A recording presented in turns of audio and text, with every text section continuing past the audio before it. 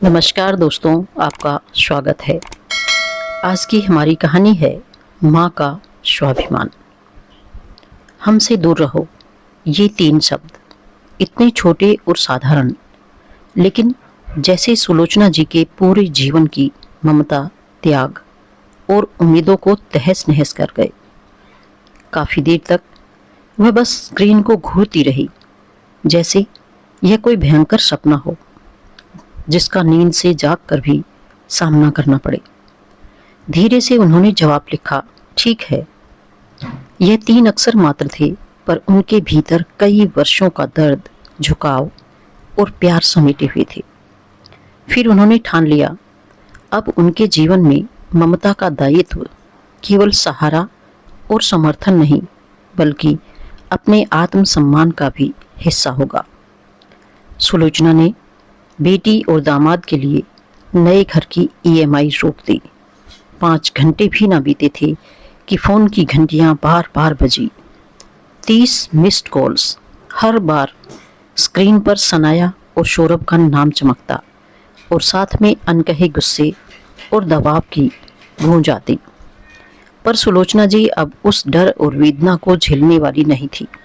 उनकी आंखों में आंसू थे, लेकिन वही आंसू अब निर्णय और हिम्मत के थे। पुरानी शहर की एक तंग गली के अंत में खड़ा था सुलोचना जी का पुश्तैनी मकान। दीवारों पर समय की सीलन साफ झलकती थी, लेकिन भीतर रहने वाली स्त्री उतनी ही गरिमामयी और आत्मनिर्भर थी।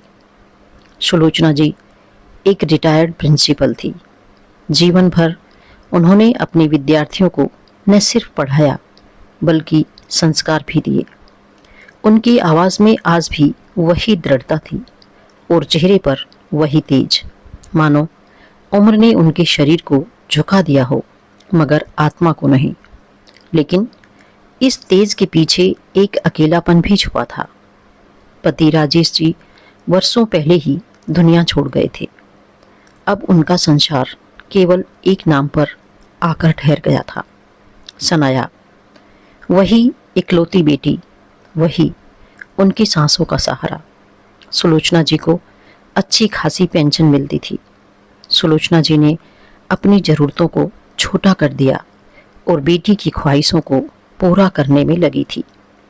मेरे लिए कुछ कपड़े और एक छोटा सा मकान ही काफ़ी है, पर मेरी बेटी और उसके बच्चों को कोई कमी महसूस नहीं होनी चाहिए। बस यही सोच उन्हें जीने की ताकत देती थी। जब जब सुलोचना जी बेटी के घर पहुंचती, दरवाज़ा खुलते ही उनकी नज़र सबसे पहले 2 नन्ही जानों पर पड़ती, आरव और आन्या। दोनों दौड़ते हुए चीखते चिल्लाते उनकी गोद में समा जाते। आरव उनकी साड़ी का पल्लू पकड़ घोड़ा घोड़ा खेलना चाहता, तो आन्या उनकी गोदी में चढ़कर बालों में चोटी बनाने की जिद करती। कभी उनके ऐनक उतार लेते, कभी उनका बैग खंगालते, मानो नानी के आने से पूरा घर किसी मेले में बदल जाता हो। बच्चों की खिलखिलाहट में सुलोचना जी की थकान खो जाती थी। उनकी आंखों में चमक आ जाती और होठों पर मुस्कान ठहर जाती। वे मन ही मन सोचती, इन मासूम चेहरों की मुस्कान के लिए तो मैं दुनिया की हर मुश्किल झेल सकती हूँ। रात को अक्सर वह अपने पुराने लकड़ी के पलंग पर बैठकर अपनी डायरी में लिखती, जीवन का सुख इस बात में नहीं कि हम कितना बचाते हैं, बल्कि इस बात में है कि अपने बच्चों को कितना दे पाते हैं। उनकी हर धड़कन, हर सांस, हर कोशिश अब सनाया और उसके परिवार के नाम थी। सुलोचना जी का जीवन मानो अपनी बेटी की परछाई बन गया था। वह हर सुबह जब अपनी पुरानी अलमारी के दराज खोलती, तो वहाँ उन्हें खुद के लिए कम और बेटी नातिन नातिन के लिए ज़्यादा सामान मिलता। सनाया की शादी के बाद जब किराए के मकान में तंगी महसूस हुई, तो सुलोचना ने बिना एक पल सोचे अपना सब कुछ दांव पर लगा दिया। अपनी सारी जमा पूंजी, जेवर और रिटायरमेंट फंड से 50 लाख की डाउन पेमेंट कर दी। कम से कम मेरी बेटी और उसके बच्चों के सिर पर पक्का छत तो होना ही चाहिए, यही सोच उन्हें चैन देती थी। लेकिन कहानी यहीं ख़त्म नहीं हुई। उस फ्लैट के 50 लाख के लोन की ईएमआई हर महीने समय पर भरना उनका ही कर्तव्य बन गया। अपनी पेंशन का अधिकांश हिस्सा वहीं चला जाता था। जो थोड़ी बहुत बचत थी वह रोज़मर्रा की ज़रूरत में खर्च हो जाती थी। धीरे धीरे सुलोचना जी खर्च के इस बोझ तले दबती चली गई।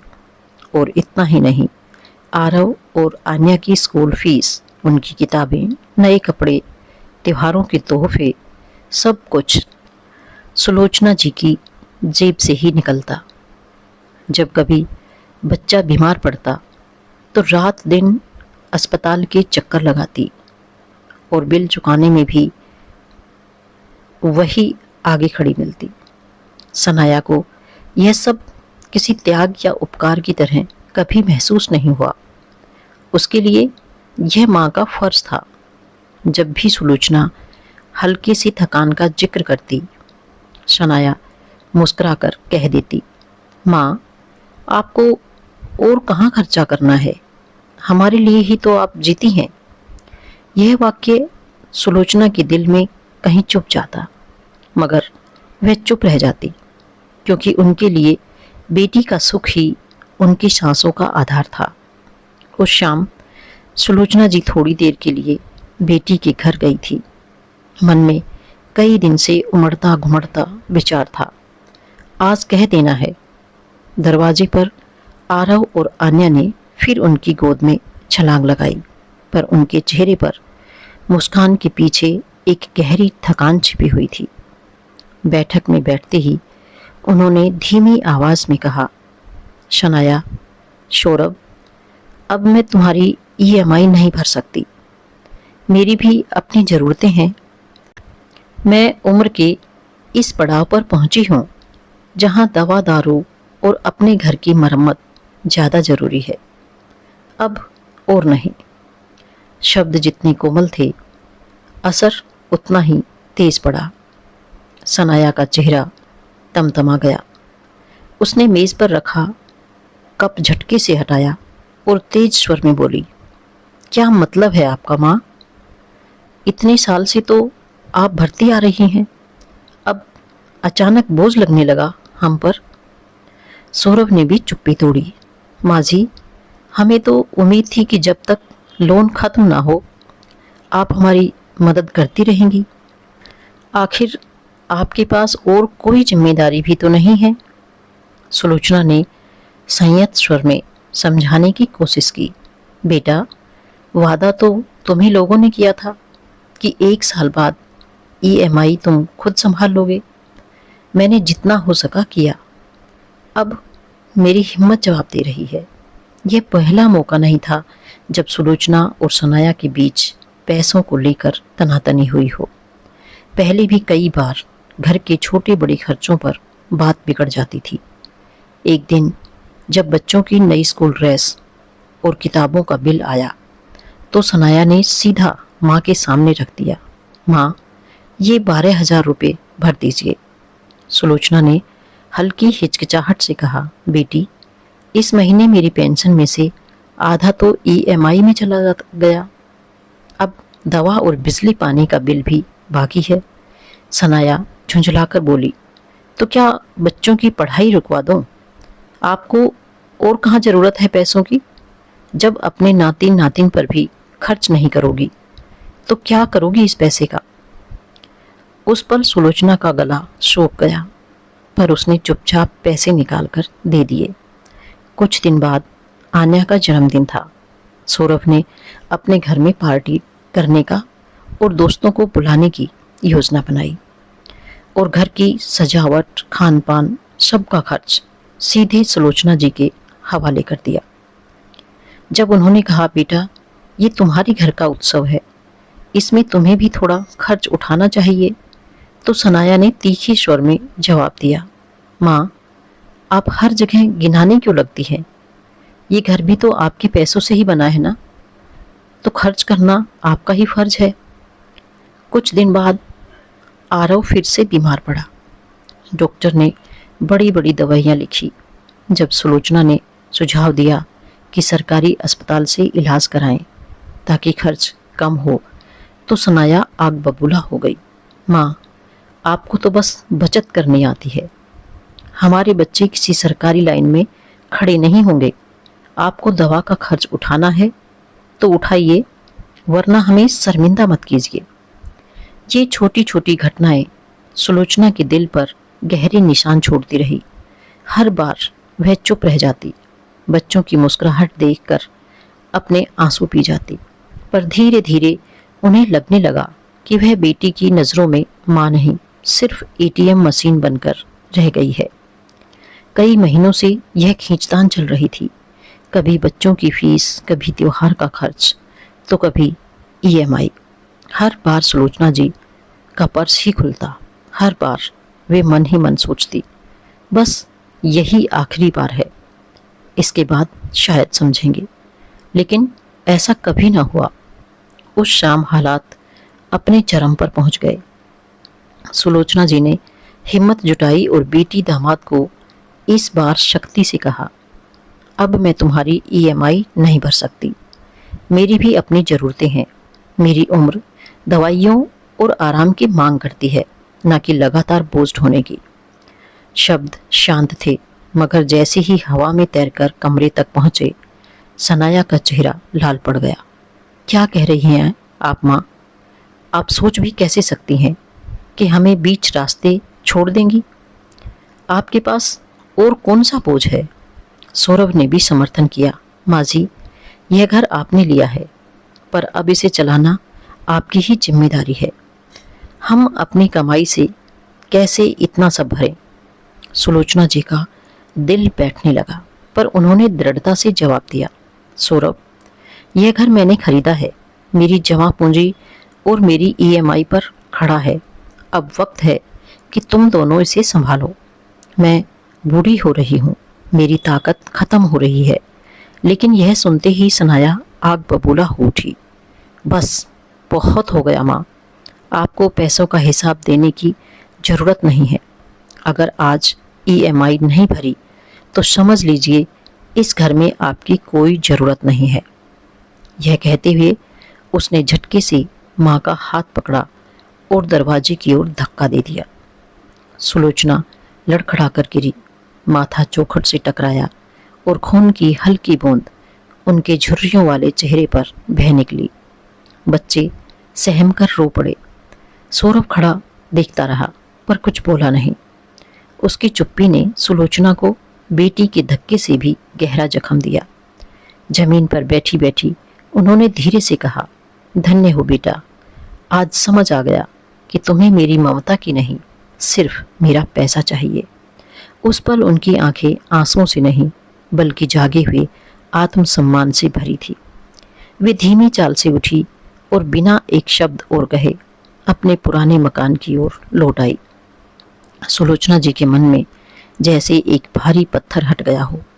सालों तक बेटी और दामाद के कहे पर चुप रहकर खर्च उठाती रही, लेकिन अब जब उन्हें साफ दिख गया कि उनके लिए माँ का अस्तित्व सिर्फ पैसों तक सिमटा हुआ है, तो उन्होंने कड़ा निर्णय लिया। सुलोचना जी ने ठान लिया कि अब ममता का बोझ खत्म होना चाहिए। उन्होंने अपने पुराने दोस्त के घर का नंबर खोजा और फ़ोन उठाया। हेलो रीना, मैं सुलोचना हूँ, मुझे आपकी मदद चाहिए। मुझे अपना फ्लैट बेचना है। रीना राव, जो सुलोचना की वकील होने के साथ साथ उनके पारिवारिक दोस्त की बेटी भी थी, वह तुरंत समझ गई कि यह कोई साधारण मामला नहीं है। उन्होंने सुलोचना जी की कानूनी मदद के लिए पूरा प्लान बनाया। आंटी, आप चिंता मत कीजिए, मैं पूरी तरह आपके साथ हूँ। कानूनी रूप से सब कुछ सुरक्षित रहेगा और आपको सबसे अच्छा भाव मिलेगा। सुलोचना जी ने मुस्कुराते हुए कहा, रीना, मैं बस इतना चाहती हूँ कि मेरे फैसले का सम्मान हो और कोई मुझे ब्लैकमेल ना कर पाए। आप सब संभाल लीजिए। रीना और सुलोचना जी ने मिलकर फ्लैट बेचने की रणनीति बनाई। उन्होंने मार्केट वैल्यू का सही आंकलन किया, संभावित खरीदारों से मुलाकात करवाई और कानूनी कागजात पूरी तरह तैयार किया। जब सनाया और सौरभ को पता चला कि सुलोचना जी ने ठान लिया है और फ्लैट बेचने की प्रक्रिया शुरू कर दी है, तो जैसे ही उनके भीतर का लालच और अहंकार एक साथ उभर आया, वे हर मुमकिन तरीका आजमाने लगे कि माँ का निर्णय बदल जाए। पहले तो उन्होंने बार बार फ़ोन करके, मैसेज करके समझाने और बहलाने की कोशिश की। माँ, आप ऐसा मत कीजिए। सोचिए हमारे बच्चों का क्या होगा। सोचिए आपकी इज्जत की क्या हो गया। लोग क्या कहेंगे। लेकिन जैसे ही सुलोचना जी ने शांत और दृढ़ स्वर में कहा कि निर्णय अटल है, तो उनके गुस्से की सीमा और बढ़ गई। सौरभ ने धमकी देना शुरू किया। देख लीजिए माँ, अगर आपने फ्लैट बेचा तो आपके नाती नातिन से मिलना भूल जाइए। सनाया ने बच्चों का नाम लेकर भावनात्मक ब्लैकमेल किया। आंसू बहाते हुए बोली, माँ, हमारे बच्चों की खुशी, उनका भविष्य, आप इन्हें हमसे अलग कर देंगी। आप ही हमारी ज़िंदगी बर्बाद करेंगी। इतना ही नहीं, उन्होंने यहाँ तक कि घर का ड्राइवर भी धमकाया कि वह माँ की मदद ना करे और किसी को फ्लैट बेचने की प्रक्रिया के बारे में जानकारी ना दे। माहौल इतना तनावपूर्ण और डरावना हो गया कि कई लोग चुप रहने में ही भलाई समझने लगे। लेकिन सुलोचना जी की आंखों में अब डर नहीं था। उन्होंने महसूस किया कि वर्षों का त्याग, ममता और प्यार अब लालच और अधिकार की नींव पर नहीं टिक सकता। उन्होंने दृढ़ता से कहा, आप लोग जितना चाहे धमकाएं, ब्लैकमेल करें, रोएं, या मेरा फैसला अटल है। यह मेरा अधिकार है, मेरा सम्मान है और इसे कोई छीन नहीं सकता। उनकी आवाज़ में केवल गुस्सा नहीं, बल्कि आत्मसम्मान और हिम्मत की शक्ति झलक रही थी। इस बार कोई भी धमकी, कोई भी रोना या दबाव उन्हें नहीं हिला सका। सुलोचना ने ठान लिया था, अब वे केवल अपने सम्मान, अपने निर्णय और अपने लिए जिएगी। और वह अपने वकील से मिलकर फ्लैट बेचने की प्रक्रिया शुरू कर देती है। लेकिन इस बार सुलोचना जी का चेहरा कठोर था। वह शांत स्वर में बोली, तुम्हें बच्चों की चिंता है, पर मेरी चिंता किसे है? मैंने तुम्हें सब कुछ दिया, बदले में मिला सिर्फ अपमान और लालच। अब मैं अपने शेष जीवन को अपमान में नहीं, सम्मान से जीना चाहती हूँ। उनकी आंखों में आंसू थे, मगर आवाज अड़िग। बेटी दामाद चाहे कितना भी डराएं, इस बार माँ का फैसला अटल था। कुछ ही हफ्तों में सुलोचना जी ने अपने फैसले का अमली जामा पहनाया। फ्लैट बिक गया। इतने सालों की मेहनत और त्याग की एक बड़ी राशि उनके हाथ में आ गई। पर अब उनका उद्देश्य केवल धन नहीं, बल्कि अपनी शांति और सम्मान था। पैसे का एक हिस्सा उन्होंने अपने इलाज और आरामदायक जीवन के लिए अलग रखा। अब वे अपने लिए जी सकती थी, बेचैन नहीं, चिंतित नहीं, सिर्फ आत्मसम्मान के साथ। बाकी बचे पैसों से उन्होंने अपने पुश्तैनी घर की मरम्मत करवाई। दीवारें नई चमक लेकर आई, छत मजबूत हुई और गलियारों में बच्चों की हंसी और यादों की खुशबू फिर से लौट आई। सुलोचना जी ने सोचा कि अब जो कुछ उनके पास बचा है, उसे वह समाज और बुजुर्गों की भलाई में लगा सकती है। एक चैरिटी फंड शुरू किया ताकि अन्य वृद्ध लोग भी सम्मान और सुरक्षा के साथ अपने जीवन के अंतिम दिन बिता सके। इस बीच बेटी और दामाद बार बार कॉल करने लगे, माँ प्लीज, ये आपके लिए सही नहीं है। आप हमारी भावनाओं को समझिए, हम बर्बाद हो जाएंगे। लेकिन सुलोचना जी ने ना तो फोन उठाया, ना कोई प्रतिक्रिया दी। उनका दिल अब डर और ब्लैकमेल से मुक्त था। उनके कदम अब केवल अपने सम्मान और स्वतंत्रता की ओर बढ़ रहे थे। वो खिड़की से बाहर देखती, ठंडी हवा में अपने बाल बहते हुए महसूस करती और मन ही मन मुस्कुराती। अब मैं अपनी ममता के लिए जीती नहीं, बल्कि अपने आत्मसम्मान और शांति के लिए जी रही हूँ। यही असली आजादी है। कुछ महीनों की थकान और कठिन फैसलों के बाद सुलोचना जी अब अपने जीवन के हर एक नए अध्याय में कदम रख रही थी। अपने बचे हुए दिन उन्होंने आत्मसम्मान और शांति के साथ बिताने का निर्णय लिया। रात के सन्नाटे में पुराने लकड़ी के पलंग पर बैठकर उन्होंने अपनी डायरी खोली और धीरे धीरे पन्नों पर लिखा, ममता तब तक खूबसूरत है जब तक उसका आदर हो।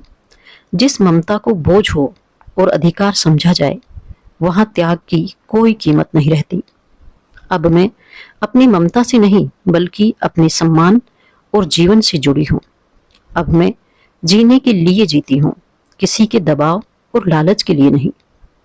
वह खिड़की से बाहर झांकती, ठंडी हवा में अपने बाल बहते हुए महसूस करती और मन ही मन मुस्कुराती। उनके भीतर की थकान और दर्द धीरे धीरे शांति में बदल रहा था। आरव और अन्य कभी कभी आते, उनकी मुस्कान और नटखट हरकतें अब भी उनके जीवन में रंग भर देती। लेकिन अब सुलोचना का दिल किसी डर, धमकी या अपमान से बंधा नहीं था। वह जानती थी कि सच्ची स्वतंत्रता और सुख वही है जहां आत्मसम्मान बना रहे। उनकी कहानी समाज के लिए एक संदेश बन गई कि माता पिता का त्याग तब तक पूजनीय है जब तक उसका आदर हो, और बच्चों का लालच या अधिकार समझकर ममता का शोषण करना गलत है। साथ ही यह भी कि बुजुर्गों को अपनी शक्ति, समझदारी और आत्मसम्मान के साथ जीवन जीने का पूरा अधिकार है। सुलोचना जी की मुस्कान अब किसी के लिए नहीं, सिर्फ खुद के लिए थी। यही उनका असली विजय और सच्चा सुख था। सुलोचना जी की कहानी केवल एक माँ की नहीं, बल्कि आज के समाज की सच्चाई की दर्पण है। यह हमें याद दिलाती है कि माता पिता का त्याग कभी फर्ज नहीं होता, बल्कि एक उपहार है। जो बच्चे इसे समझते हैं, वही अपने माता पिता के असली हकदार होते हैं। आज के समय में चाहे बेटे हो या बेटियां, लालच और स्वार्थ रिश्तों पर भारी पड़ता है।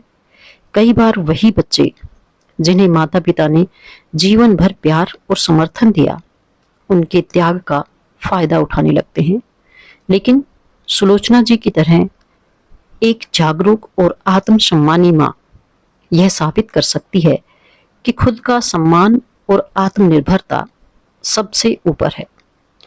उनका जीवन हमें सिखाता है कि अपमान और लालच के आगे झुकना जरूरी नहीं।